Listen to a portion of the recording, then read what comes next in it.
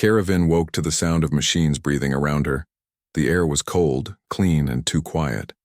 A soft hum pressed against her ears. The scent of metal and sterilized air filled her lungs. She opened her eyes and found herself surrounded by white light. Lying on a narrow bed with smooth metal walls curving above her, for a moment she thought she was dead. But then came the pain, sharp, real, alive. It crawled up her side and reminded her of fire, of screams, of the krill tearing through her unit's outpost on Pyra 5. The memories struck her like lightning. She gasped and tried to sit up, but her arm trembled and a wave of dizziness forced her back down. A voice broke through the fog. Calm, steady, human. You are safe. You are aboard the Athena. She turned her head and saw him, a man standing beside the bed. His uniform was simple, his expression focused yet kind. His eyes were blue, not the cold blue of steel but warm, like the ocean she had seen only in human data archives. Kara's breath caught. She had heard of humans. Ruthless, unpredictable, always driven by power. Her people called them opportunists of the stars, but the man in front of her did not look cruel. He looked patient. "Who are you?" She managed to whisper, her voice dry and rough. "Commander Reese Carter," he said softly. "You were found near the ruins of Outpost 9. My team brought you aboard." Kara's heart pounded. Her first instinct was to reach for a weapon, but her hands met only soft fabric, a medical gown. She was disarmed, defenseless. "Why am I alive?" she asked. Reese tilted his head slightly. "Because we do not leave people behind, not even in war." His answer stunned her. Humans were supposed to be pragmatic, efficient, emotionless in conflict. Yet this man spoke with quiet conviction. When he offered her a cup of water, his hands did not shake. His eyes never left hers, not in suspicion but in reassurance. She hesitated, then accepted the cup. The water was cool and strange, but it steadied her breathing. For the first time since the attack, her body began to relax. He did not question her. He did not demand information. He only said, "Rest. You are safe here." And when he left the room, the hum of the machines felt less cold. Kara lay there, staring at the ceiling lights that pulsed gently above her. She thought of her squad, of the flames that swallowed their station, and of the sound of the krill, clicking jaws and shrieking wings. She should have died with them.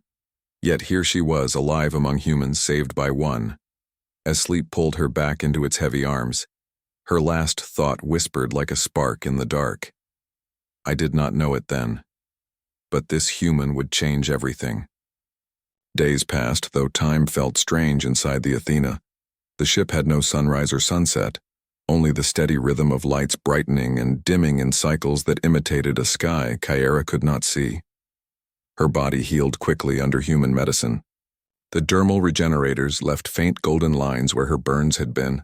The nanofiber bandages moved with her like a second skin. Every few hours, a human nurse checked her vitals, polite, efficient, and kind. They always greeted her by name. It was unsettling. Among her own people, names were used only in formality or command. But on this ship, every voice carried warmth. Commander Reese visited often. He never came with questions or weapons. Instead, he brought simple things. Fruit. She could eat safely. Data slates filled with soft instrumental music, even a small hollow display of Earth's oceans. She found herself staring at that image for a long time. Blue as infinity, endless as stars.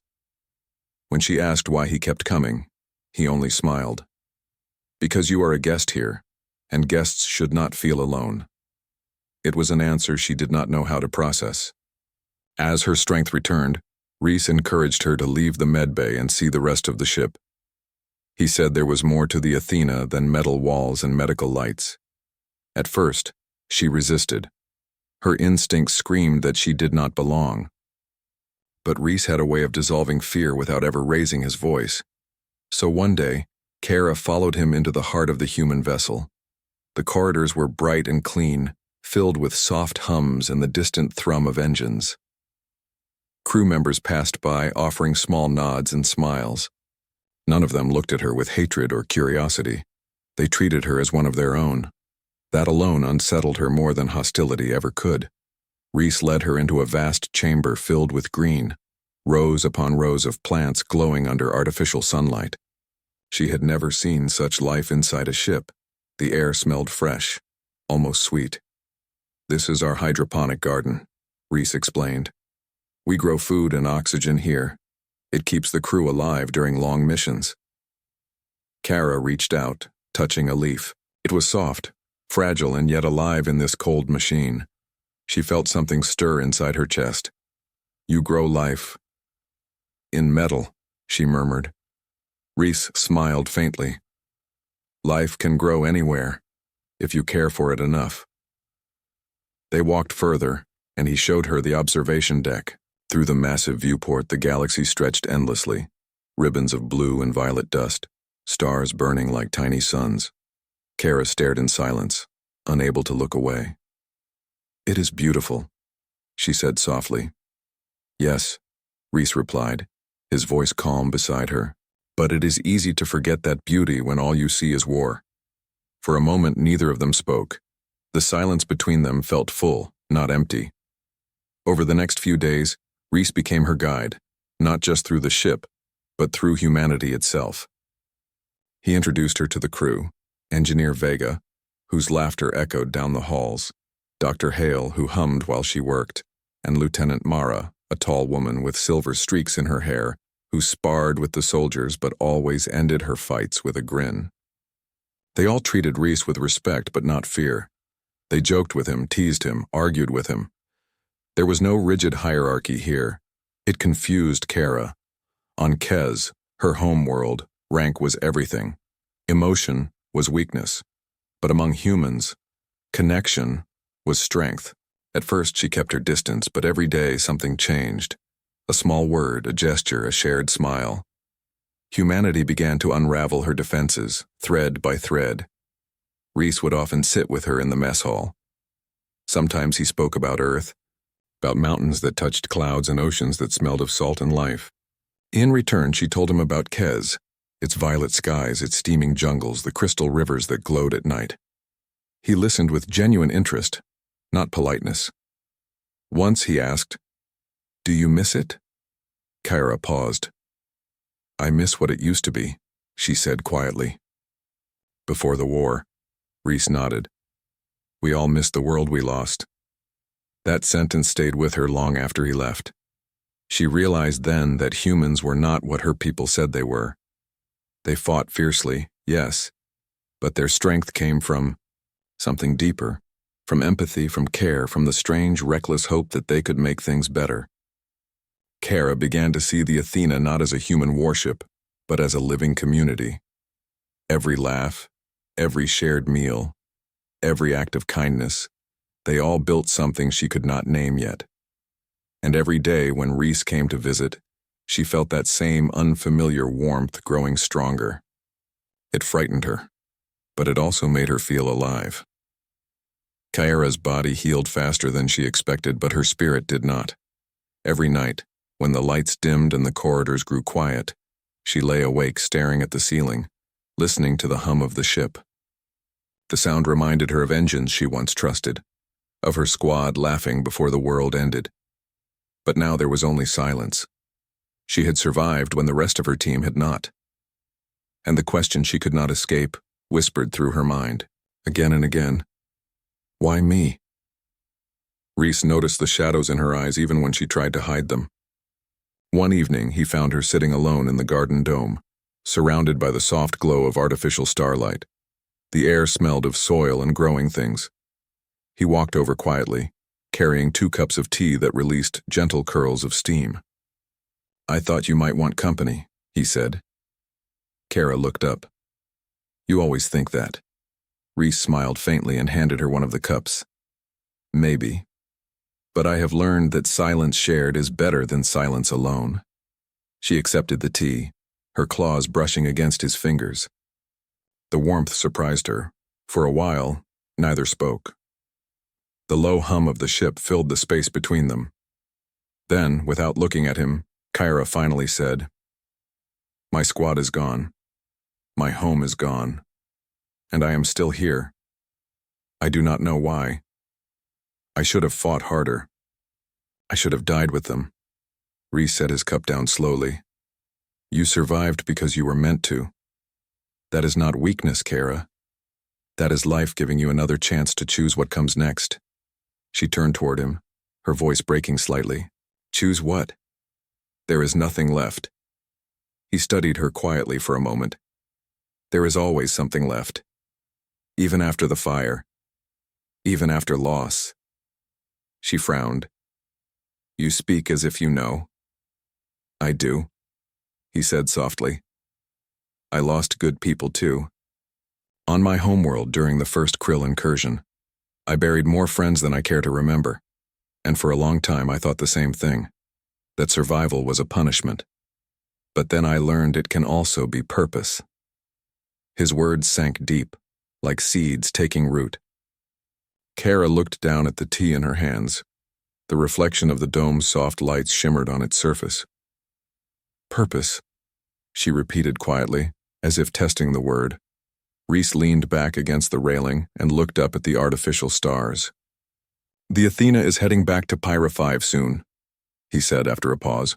"The survivors there need help. Supplies, medical teams, translators. We are going to rebuild what we can." Kara froze. Pyra 5? The name hit her like a strike to the chest. Images flashed. Fire, dust, screaming voices. The Krill's claws tearing through the walls. "I cannot go back there." Reese nodded slowly. "I understand. But you could help us. You know the terrain, the people. You could make a difference." She shook her head. "You do not understand. That place is death." He turned his gaze toward her, steady and calm. "And that is exactly why we have to go back. Because if we let death claim everything, then we have already lost." His conviction unsettled her. Humans were strange. They ran toward what others fled from. They rebuilt where others buried their dead. Kara wanted to reject him, to retreat into silence, but his words would not leave her. They echoed inside her like a heartbeat. "If we let death claim everything, then we have already lost." She looked up at him. "You truly believe this? Helping others makes you stronger?" Reese nodded. "It does.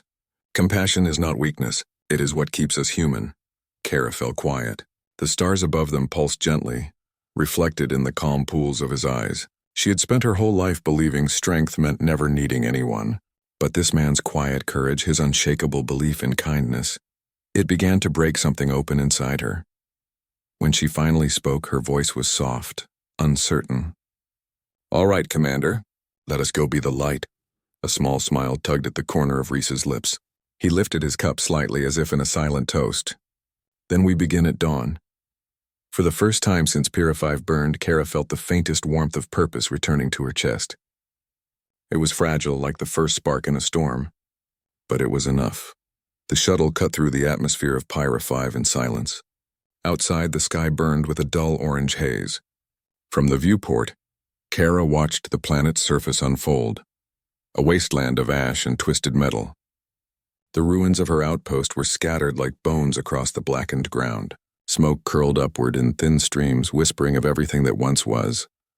Her claws dug into her seat. Every instinct told her to turn back to escape.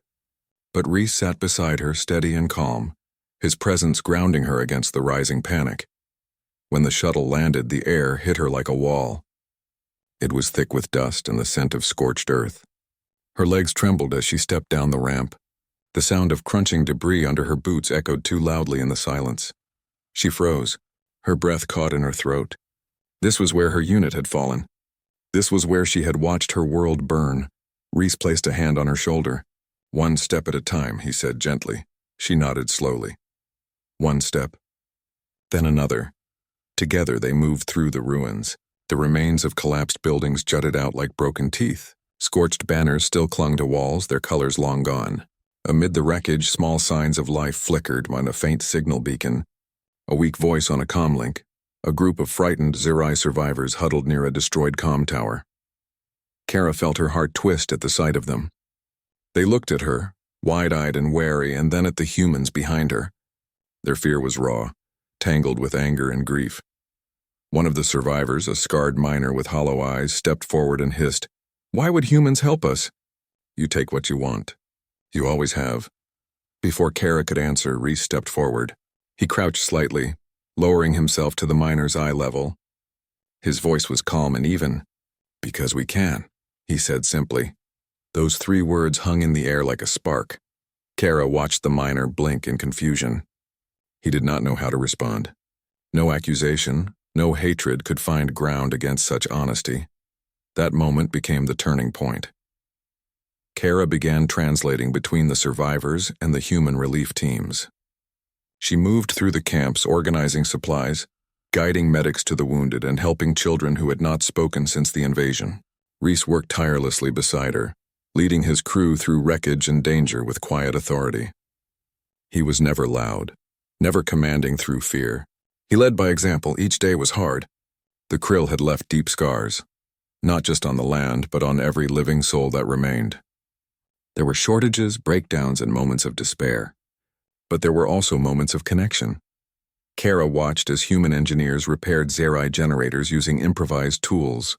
She saw soldiers share their rations with alien children. She saw the survivors' distrust fade, replaced by cautious curiosity. At night, when the fires burned low and the stars shone faintly through the haze, Kara would sit beside Reese near the supply tents. They did not speak much. Sometimes silence said everything. But inside that silence, something grew. Trust and something even deeper that she dared not name. Days passed in exhaustion and quiet victories.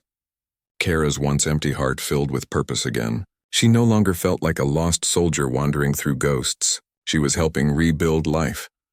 One afternoon, she stood at the edge of a crater that had once been her command post. The winds carried the scent of ash, but also the faint smell of new vegetation, seedlings planted by the Athena's bioengineers. She could hardly believe it. Life was returning. Reese walked up beside her, his boots leaving prints in the dust. "They said this soil was dead," he said softly. "But it seems no one told the seeds that." Kara smiled faintly. Life does not give up easily. He looked at her, his expression unreadable. "Neither do you." For the first time, she allowed herself to meet his gaze without fear. "You are right, Commander," she said quietly. "There is something left after all." He nodded. "Always." In the distance, the Athena loomed like a guardian in the smoke-filled sky, its silver hull gleaming in the faint light. Around them, humans and Zerai worked side by side, rebuilding what the Krill had destroyed. Kara realized something profound. The war had taken everything from her, her squad, her home, her certainty. But in its ruins, she had found something new. A purpose, a bridge between 2 worlds that had always feared each other. As the sun dipped behind the clouds, turning the ash fields gold, Kara whispered to herself, This is what light looks like." Reese turned toward her with a small, knowing smile. "And it suits you." For the first time in what felt like forever, Kara laughed. A quiet, genuine laugh that startled even her. It was not the sound of a soldier or a survivor. It was the sound of someone coming back to life. The days on Pyra 5 blurred together, long hours of rebuilding, sleepless nights, and quiet moments of reflection. The air slowly began to clear, revealing streaks of blue between the drifting clouds of ash. For the first time in weeks, sunlight touched the surface again. Kara stood near the edge of the new settlement one morning, watching human and Zerai workers repairing an old water line. Children ran between the tents, their laughter light and careless. The sound was fragile, but it was real. It was hope, reborn among ruins. But Reese was different. He still worked harder than anyone, still led with calm strength. But Kara could see the heaviness behind his eyes. At night he grew quiet, staring at the flames that flickered near the camp. Guilt weighed on him like invisible armor. One dawn she found him sitting alone on a rock overlooking the valley. The light was soft, washing the land in shades of gold and gray. His shoulders were tense, his hands clasped together as if holding something that could break. Kara approached quietly. "You are awake early," she said. He gave a faint smile. "Could not sleep. Too many faces in my mind." She sat beside him. For a moment, neither spoke. The breeze carried the scent of burnt soil mixed with something new. Green shoots, fresh air, the faint promise of renewal. "You did good here." Kara said. Reese shook his head. Not enough. I keep thinking of those we could not reach in time. The ones we lost. She turned toward him. You cannot carry every soul, Reese. He looked at her, his blue eyes tired but searching. Someone has to. Kara remembered the words he had spoken to her weeks ago in the garden dome. If we let death claim everything, then we have already lost. She took a slow breath and said softly, You told me that being the light matters even when the dark feels endless. Reese let out a quiet laugh, shaking his head. I did say that, did I not? You did, she said, smiling faintly. And you were right. Look around you, Commander. They live because you did not give up. Because you chose light. He stared at the horizon for a long time, the morning wind tugging at his hair. Then he laughed again, softer this time. You sound like me now. Maybe, Kara said. Or maybe I just started listening. The silence that followed was comfortable, warm, the kind of quiet that says everything words cannot. Their hands rested side by side on the rock between them. When Reese shifted slightly, his fingers brushed against hers. It was a small thing, accidental, unplanned, but it felt like a spark moving through her veins. For a heartbeat, neither moved. The world seemed to hold its breath. Then Reese spoke, voice low. When this mission ends, what will you do, Kara? She looked out at the settlement, at humans and Sci-Fi working together, at children laughing where there had once been only fire. I do not know, she admitted. Returning home feels empty now. I do not even know what home is anymore. Reese nodded slowly. I understand. He hesitated, then turned toward her. The Athena will keep moving. There will be other worlds, other missions. We could use someone like you on board. Kara blinked. You mean, stay with your crew? He met her gaze. You have proven yourself, Kara. You have shown everyone that trust between our people is possible, and, he paused, searching for words, I would like you there. Not just as a soldier. As part of us, her heart tightened. For so long she had been alone, drifting through survival like a shadow. But here was someone offering her not just safety, not duty, belonging.